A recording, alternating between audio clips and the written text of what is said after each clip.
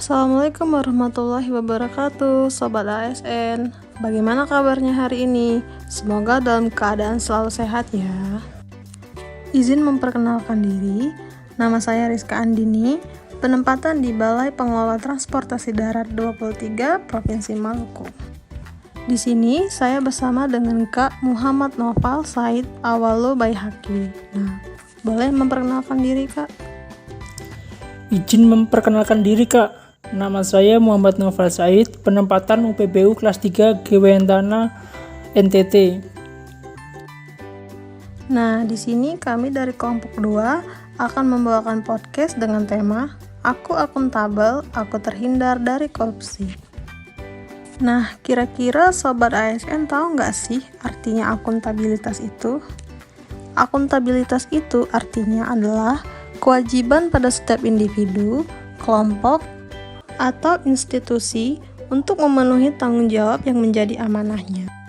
Akuntabilitas sering kita dengar baik di birokrasi, sekolah, universitas, maupun di berbagai instansi pemerintahan. Namun makna akuntabilitas tersebut banyak disalahartikan atau lebih tepatnya disederhanakan dengan istilah pertanggungjawaban. Jika ditinjau dari pengertiannya, akuntabilitas merupakan kewajiban ASN untuk melaporkan apa yang telah dikerjakannya. Dengan kata lain, mempertanggungjawabkan apa yang telah dikerjakan. Tujuan utama dari akuntabilitas adalah untuk memperbaiki kinerja ASN dalam memberikan pelayanan kepada masyarakat. Akuntabilitas menjadi sangat penting karena merupakan salah satu dari 3 pilar good governance. Selain itu, akuntabilitas memiliki 3 fungsi utama, yaitu untuk menyediakan kontrol demokratis, mencegah korupsi dan penyalahgunaan kekuasaan, serta meningkatkan efisiensi dan efektivitas. Nah, menurut Kak Noval nih, korupsi itu apa sih? Boleh dijelaskan, Kak?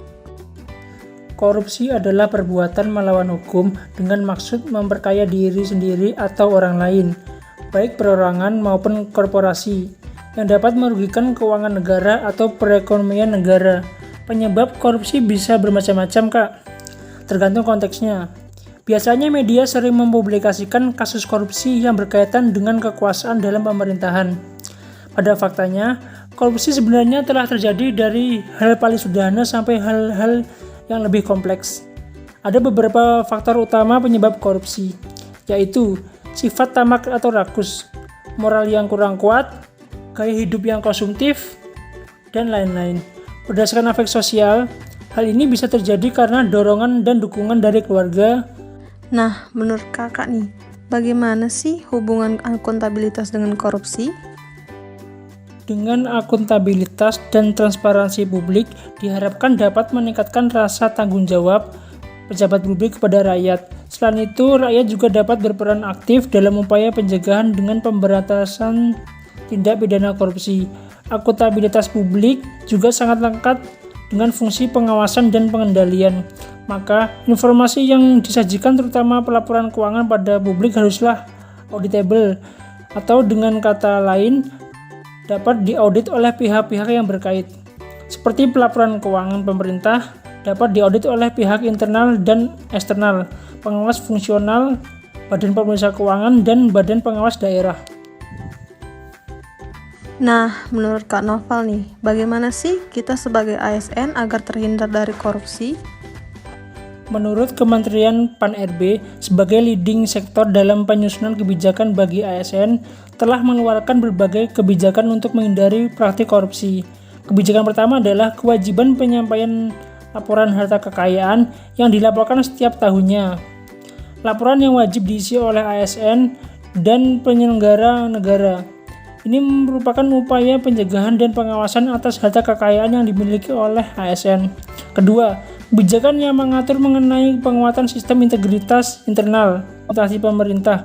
Kebijakan tersebut meliputi pengendalian gratifikasi, penanganan benturan kepentingan, penguatan sistem whistleblowing, serta pengelolaan pengaduan masyarakat melalui kanal sistem pengelolaan pengaduan pelayanan publik, layanan aspirasi dan pengaduan rakyat, atau SPAN lapor, yang telah terintegrasi dengan instansi pemerintah pusat dan daerah.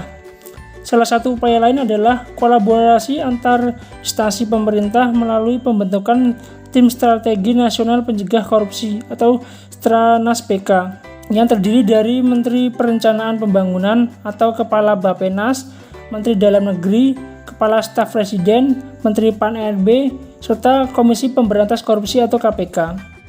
Baik, terima kasih Kak atas diskusi hari ini. Semoga bermanfaat dan kita bisa menjadi ASN yang berintegritas dan menerapkan nilai-nilai dalam kehidupan sehari-hari. Cukup sekian dulu podcast kali ini. Sampai jumpa di lain waktu. Terima kasih. Wassalamualaikum warahmatullahi wabarakatuh.